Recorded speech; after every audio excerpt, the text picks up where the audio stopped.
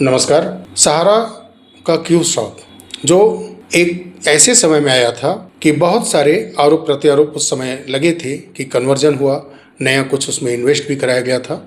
वो दौर ही ऐसा था कुछ, और जो इन्वेस्ट इसमें किए हुए हैं निवेशक, वो लगातार कमेंट सेक्शन में पूछते आ रहे हैं कि क्यूसॉप का पैसा कैसे मिलेगा, आखिर क्यूसॉप का क्या होगा। ऐसा लगातार क्यूसॉप के निवेशक पूछते आ रहे हैं। क्यूसॉप का मामला है क्या?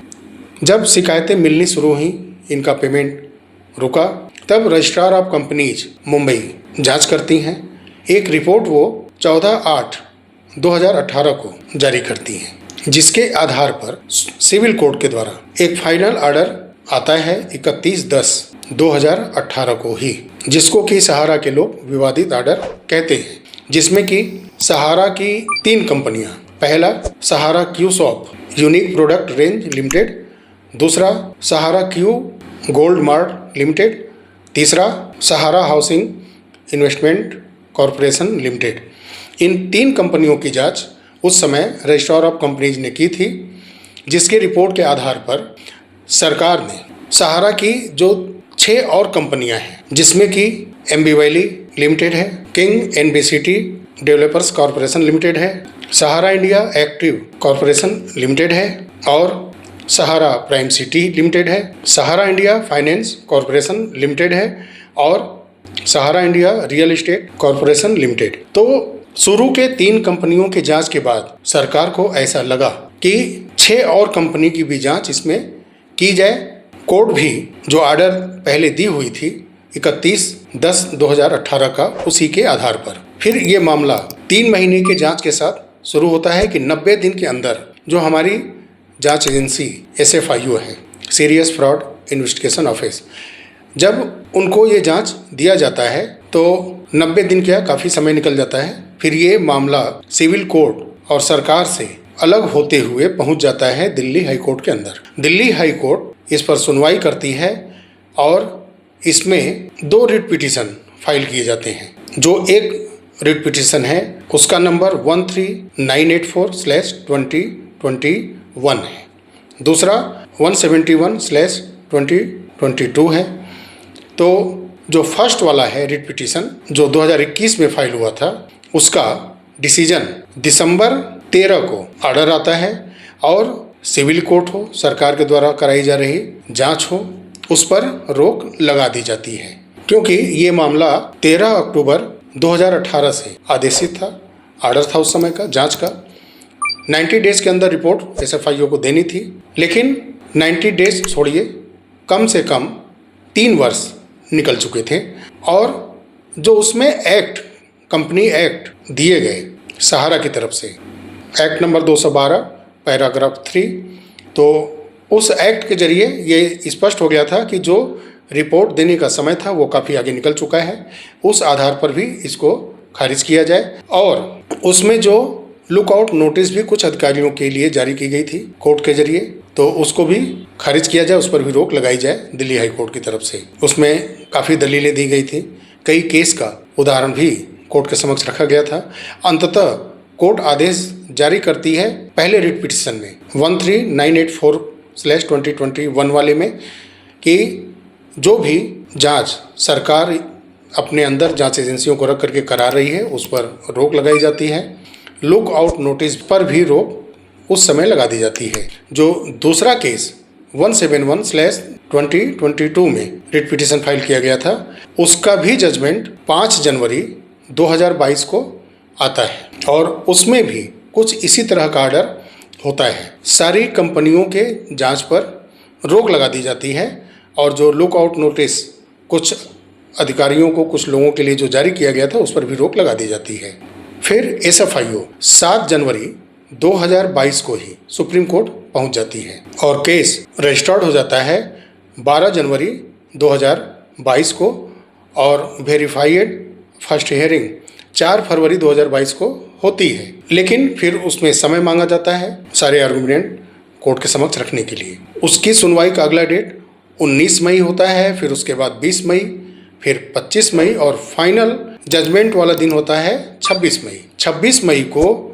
सारे आर्गूमेंट दलीलें सुनने के बाद सुप्रीम कोर्ट, फिर हाई कोर्ट दिल्ली के आदेश जो 13 दिसंबर 2021 और फिर 1 जनवरी 2022 को जारी किया गया था, उसको रद्द करते हुए अपना फैसला सुना देती है। यानी कि निचली अदालत का जजमेंट दिल्ली हाई कोर्ट ने रोका कि उस आप कंपनी के जांच के मामले में, या यूं कहें कि इन 9 कंपनियों के जांच के मामले में, और फिर दिल्ली हाई कोर्ट के जजमेंट को रद्द करती है सुप्रीम कोर्ट। और साथ में कपिल सिब्बल साहब वहाँ मौजूद होते हैं, कहते भी हैं कि या तो दिल्ली हाई कोर्ट से आप इस केस को अपने पास ट्रांसफ़र करा लीजिए, या आप दिल्ली हाई कोर्ट को ये निर्देशित करें कि वो जल्द से जल्द इस केस का सुनवाई करके मामला रफा दफा करें। यहाँ तक तो ठीक था और ऐसा हुआ भी। सुप्रीम कोर्ट जब इस केस को डिस्पोज करता है और दिल्ली हाई कोर्ट के आदेश को रद्द भी करता है, तो उस समय 26 मई को ये जजमेंट आता है। गर्मी की छुट्टी सामने थी। कोर्ट का कहना था कि गर्मी की छुट्टी के बाद जैसे ही कोर्ट खुलती है, इस पे तेजी से सुनवाई हो और 2 महीने के अंदर इस केस को पूर्ण रूप से सुन करके फाइनल ऑर्डर दे दिया जाए।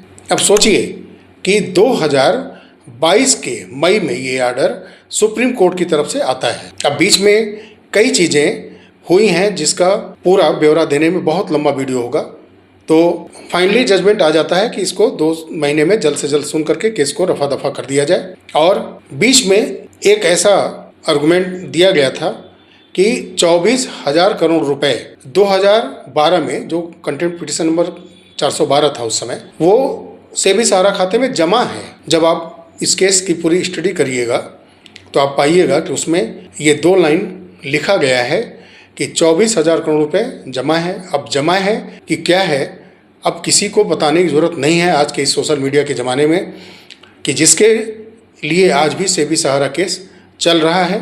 24,000 करोड़ रुपए आज तक जमा नहीं हुआ है। लेकिन ये लाइनें इस क्यू सॉप के साथ इन 9 कंपनियों के जांच में आर्गूमेंट रखते समय दी गई थी। लेकिन अब देखिए, मामला वहाँ से डिस्पोज होता है सुप्रीम कोर्ट से, फिर आ जाता है दिल्ली हाई कोर्ट। लेकिन अब यहाँ शुरू होता है सिस्टम का खिलवाड़। अब अगर जल्दी जजमेंट आ जाता है, सुनवाई रेगुलर होती है, तो नतीजा जब सामने आ जाएगा तो कंपनियां चलेंगी और पैसा देना होगा। आपको मैं बता रहा हूं कि कैसे कैसे इस केस की सुनवाई हुई। 2 महीने 3 महीने पर डेट पड़ा और कभी किसी के इंगेजमेंट की वजह से केस को टाला गया, कभी कोई हादसा हो गया, केस अब आज हियरिंग है, कोई आ रहा है, उसमें दिखा दिया गया कि ये एक्सीडेंट हो गया, इसके वजह से केस नहीं सुना गया। 1-2 दलीलें दोनों पक्ष की तरफ से थोड़े थोड़े रखे गए बीच में, बाकी इस केस को टाला गया। अब इस केस में आप देखिए कि कैसे कैसे डेट पड़ा है। सुप्रीम कोर्ट के जजमेंट के बाद का डेट पड़ता है 27 जुलाई का, फिर उसके बाद 11 अगस्त का, फिर उसके बाद 30 अगस्त का, फिर 14 दिसंबर 2022 का, फिर 22 फरवरी 2023 में इसका डेट पड़ता है, फिर उसके बाद सीधा 16 मई 2023 को डेट पड़ता है, फिर 23 मई 2023 को डेट पड़ता है, 18 अगस्त 2023 का फिर डेट पड़ता है, फिर 24 नवंबर 2023 का डेट पड़ता है, फिर सीधे अगले साल यानी कि 7 फरवरी 2024 को फिर डेट इसका पड़ता है, फिर 22 मई 2024 का डेट पड़ता है, फिर 9 अक्टूबर 2024 का डेट पड़ता है, 10 फरवरी फिर 2025 का डेट पड़ता है, फिर नेक्स्ट ईयर आ जाता है वही, फिर 15 मई 2025 का डेट पड़ता है, 27 मई 2025 का फिर डेट पड़ता है, 16 सितंबर 2025 का डेट पड़ता है, फिर उसके बाद 25/3/2026 यानी 25 मार्च 2026 का डेट पड़ता है, और फिर एक लंबे अंतराल के बाद 15 जुलाई 2026 को डेट पड़ा है इसकी सुनवाई का। और इस केस में बीच के अंदर कोई ऐसा आर्गुमेंट दोनों पक्षों की तरफ से खास नहीं दिया गया है जिसमें कोर्ट का फैसला फाइनल जजमेंट की तरफ बढ़े और इन कंपनियों से जुड़े हुए जो भी इन्वेस्ट कुछ कंपनियों में किए गए हैं करोड़ों लोगों के, उनका पैसा मिलने का राह आसान हो। अब इसीलिए मैं कहता हूँ कि सहारा ग्रुप ही नहीं, ये पूरा सिस्टम सरकार, चाहे वो पहले कांग्रेस की रही हो, चाहे अब बीजेपी की रही हो, आप पहले की यूपीए या आपकी एनडीए सरकार का भी नेम ले सकते हैं, कोई भी सरकार रही हो, करोड़ों निवेशकों से जुड़े जो केस चलते हैं निचली अदालत हो चाहे सुप्रीम कोर्ट तक हो, हाई कोर्ट हो, इसमें वो अपने तरफ से संपूर्ण योगदान करोड़ों निवेशकों के हित के लिए नहीं करती हैं। इन्वॉल्व अगर होते भी हैं तो इतने लंबे लंबे अंतराल के बाद केस पढ़ते हैं कि आप भूल जाइएगा कि ये केस पिछले समय में कब सुना गया था। और इसी केस में सुनवाई के दौरान में जो आर्गुमेंट दिल्ली हाई कोर्ट के अंदर सहारा के द्वारा रखे गए थे, जब ये जांच एजेंसियां SFIO हों इन कंपनियों की जांच के लिए भी, तो कोर्ट के अंदर सहारा ने कहा था कि मैं इन जांच एजेंसियों के अंदर यानी कि सीरियस फ्रॉड इन्वेस्टिगेशन ऑफिस के अंदर हम नहीं आते हैं, ये जांच एजेंसी हमारी जांच नहीं कर सकती है, हम सेबी के अंदर आते हैं। अब ये मामला 2021 में हाई कोर्ट के अंदर ये सहारा की तरफ से कहा गया, ये केस में मेंशन है ये सारी बातें।